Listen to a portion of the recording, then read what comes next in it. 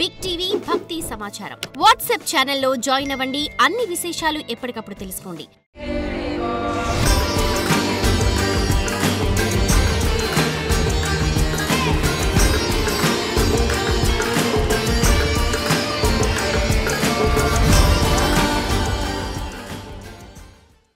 అమ్మ, ప్రతిరోజు కూడా ఈ నవరాత్రిలో తలంటు స్నానం ఖచ్చితంగా చేయాల్సిందే అంటారా? తలంటు స్నానం ఏంటంటే స్త్రీ పాపిట్లో గంగాదేవి ఉంటుందన్నమాట. అందుకే స్త్రీలను పాపిట్లో బొట్టు పెట్టుకోమంటారు. మంగళవారం శుక్రవారం తలస్నానం చేస్తే సరిపోతుంది. ప్రతిరోజు తలస్నానాలు చేయాల్సిన అవసరం ఉండదు స్త్రీలకి, ఎందుకంటే వాళ్ళు పవిత్రంగానే ఉంటారు కాబట్టి. అంటే అమ్మ, మనం చూస్తున్నాం నవరాత్రులు అంటేనే చాలామంది బతుకమ్మ ఆడతారు రాత్రిపూట, అమ్మవారికి దుర్గాదేవికి నిత్యం పూజలు చేస్తూ ఉంటారు, అంతా బాగానే ఉంటుంది. అయితే మొదటి రోజు అమ్మవారు ఏ రూపంలో దర్శనమిస్తుంది, అమ్మవారి నియమాలు ఏంటమ్మా? మొదటి రోజు శైలిపుత్రి దుర్గా. శైలిపుత్రి మంత్రదీక్ష నాకు పర్సనల్ ఎక్స్పీరియన్స్ ఏంటంటే, నేను బాగా జపం చేసినప్పుడు అమ్మవారు ఈజీగా దర్శనం ఇస్తుంది. ఎందుకంటే మూలాధార చక్రంలో ఉంటుందన్నమాట అమ్మవారు. అమ్మవారు ఉండేటటువంటి వర్ణం ఏంటంటే శ్వేతవర్ణం. శ్వేత అంటే తెల్లని చీర కట్టుకొని చేతిలో త్రిశూలం ధరించి ఒక ఆవు మీద అమ్మవారు కూర్చొని ఉంటుందన్నమాట. కాబట్టి ఈ అమ్మవారి స్వరూపం ఏంటంటే తపస్సు చేస్తూ ఉంటుంది స్వామివారి కోసం. అంటే శివుణ్ణి పొందాలి అనే డిజైర్తో స్వామివారి కోసం తపస్సు చేసేటటువంటి స్వరూపమే శైలిపుత్రి దుర్గా అన్నమాట. ఈ అమ్మవారు ఏంటంటే మూలాధార చక్రంలో ఉంటుంది. ఈ అమ్మవారిని పూజించడం ద్వారా వచ్చే బెనిఫిట్స్ ఏంటంటే, గణపతి ఏ విధమైనటువంటి బెనిఫిట్స్ మనకిస్తాడో శైలిపుత్రి దుర్గా కూడా అటువంటి బెనిఫిట్సే మనకిస్తుంది అన్నమాట. ఈ దేవతను ఆరాధించడం వల్ల మనం ఏంటంటే మూలాధార చక్రం యాక్టివేట్ అయ్యి కొంతమందికి చాలా డిజైర్స్ ఉంటుంది, లస్ట్ ఉంటుంది, వాటి మీద కమాండింగ్ వస్తుంది అన్నమాట.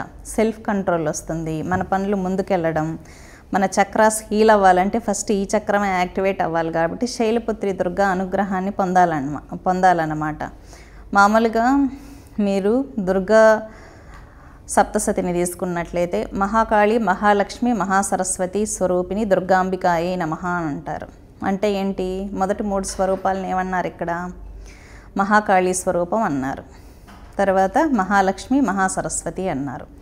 ఓం ఐం హ్రీం క్లీం చాముండాయే విచ్చై అంటే ఏంటి? ఐం బీజం. ఇక్కడ ఐం అంటే ఎవరు? మహాకాళి స్వరూపంగా వచ్చేసింది అమ్మవారు. హ్రీం అంటే మహాలక్ష్మి స్వరూపం, క్లీం అంటే మహాసరస్వతి స్వరూపంగా వచ్చేసింది అన్నమాట. కాబట్టి నవావరణ మంత్రంలో రహస్యం అనేది వేరు. మామూలుగా ఐం బీజం అంటే సరస్వతి బీజం అని అనుకుంటూ ఉంటారు, కానీ దుర్గా నవావరణ మంత్రాన్ని తీసుకున్నట్లయితే మనం మొదటిగా ఐం అంటే మహాకాళి స్వరూపం వచ్చేస్తుంది అన్నమాట. అలాగా శైలిపుత్రి ఆరాధన వల్ల ఏంటంటే ఫస్ట్ మూలాధార చక్రం యాక్టివేట్ అయ్యి మన డిజైర్స్ మీద మనకు కంట్రోల్ వస్తుంది, సెల్ఫ్ కంట్రోల్. కాబట్టి ఈ అమ్మవారిని ఆరాధించడం అనేది ఏంటంటే ఎక్కువగా స్టూడెంట్స్కి ఏంటంటే కౌమార దశ వచ్చేసరికి డిజైర్స్ స్టార్ట్ అవుతాయి బాడీలో. వాళ్ళకి కంట్రోలింగ్ కెపాసిటీ ఉండదన్నమాట. మంచిగా మనం వాళ్ళ ఎడ్యుకేషన్ మీద ఎఫర్ట్స్ పట్టాలి, కాన్సన్ట్రేషన్ ఉండాలి అనుకుంటే ఈ అమ్మవారిని ఆరాధించాల్సి ఉంటుంది. అంటే అమ్మ, నియమాలు ఏమన్నా ఉంటాయంటారా? అంటే ఒక్కరోజు ఒక్కొక్క అవతారం కాబట్టి మరి మొదటి రోజు అమ్మవారికి పెట్టే నైవేద్యం కానివ్వండి, లేకపోతే పఠించే మంత్రం కానివ్వండి, ఇందాక మీరు చెప్పినట్టుగా అదే ఉంటుందంటారా, లేకపోతే ఇంకేదైనా ఉంటుందంటారా? అమ్మవారు శైలిపుత్రి దుర్గా అంటే నవావరణ మంత్రాన్ని మీరు జపం చేయొచ్చు 9 రోజులు కూడా. చాలామంది ఈ మధ్య మంత్రదీక్షలు చేస్తున్నారన్నమాట, గురువుల దగ్గర నుంచి స్వీకరించి. 9 రోజులు ఖచ్చితంగా అదే మంత్రాన్ని జపం చేసుకోవచ్చు. మామూలుగా ఏ జపం చేయాలన్నా గణపతికి మంత్రం జపం చేయాల్సి ఉంటుంది మొట్టమొదట, తర్వాత గురువుని ఆరాధించాలి, తర్వాత భైరవుణ్ణి, తర్వాత అమ్మవారిని. ఇలా నలుగురిని ఆరాధించడం వల్లే రిజల్ట్ ఉంటుందన్నమాట. దీక్షలు ఉన్న వాళ్ళు ఆ దీక్ష కంటిన్యూ చేయండి 9 రోజులు. లేదు మాకు దీక్ష లేదు అని అనుకున్నప్పుడు మీకు సిద్ధకుంజికా స్తోత్రం ఉంటుంది. సిద్ధకుంజికా స్తోత్రం చేసినప్పుడు అమ్మవారి బీజాక్షరాలు మన శరీరంలో ప్రతిష్ఠ అవుతాయన్నమాట. ఎవరైనా స్త్రీలు సాధన చేసుకోవచ్చు. లేదంటే దీక్ష లేని వాళ్ళు దేవి ఖడ్గమాలను కానీ, లలితా సహస్రనామాలు కానీ, కమలాత్మిక ఖడ్గమాల అని ఉంది. ఎవరికైనా అప్పు కూడా ట్రై చేస్తుంటే అప్పులు దొరకలేదనుకోండి, రావాల్సిన డబ్బులు రాలేదనుకోండి, వాళ్ళు కమలాత్మిక ఖడ్గమాలను చేస్తే మనకు అమౌంట్స్ దొరుకుతాయి అన్నమాట. రావాల్సిన డబ్బులు రావడం కానీ, లేదంటే ఎక్కడైనా లోన్స్కి అప్లై చేస్తూ ఉంటారు, లోన్స్ శాంక్షన్ అవ్వడం కానీ జరుగుతుంది. కాబట్టి ఖడ్గమాల అంటే ఏంటంటే కత్తుల మాల అని అర్థం. లక్ష్మీదేవి చేతిలో కత్తుంటే ఏం చేస్తుంది? డబ్బులు తీసుకొస్తుంది. మాతంగిదేవి చేతిలో కత్తి ఉంటే ఏం చేస్తుంది అమ్మవారు? పోరాడి జనాకర్షణ తీసుకొస్తుంది. అలాగే కాళికాదేవి చేతిలో కత్తి ఉంటే ఏం చేస్తుంది? న్యాయం చేస్తుంది ఎదుటి వ్యక్తికి. ఎవరైతే సఫర్ అవుతున్నారో, లక్ష్మీదేవికి రక్షణ దేవత భద్రకాళి అన్నమాట.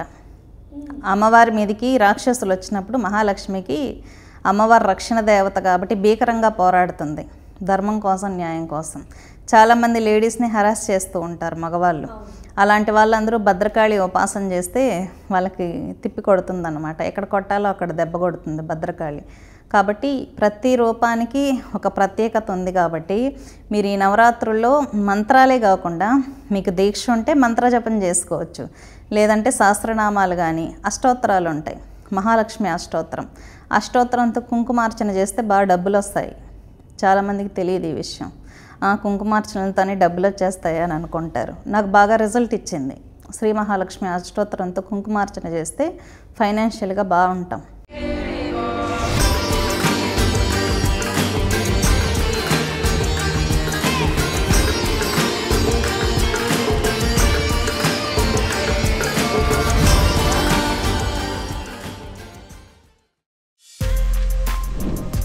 For more videos like this, subscribe Big TV channel.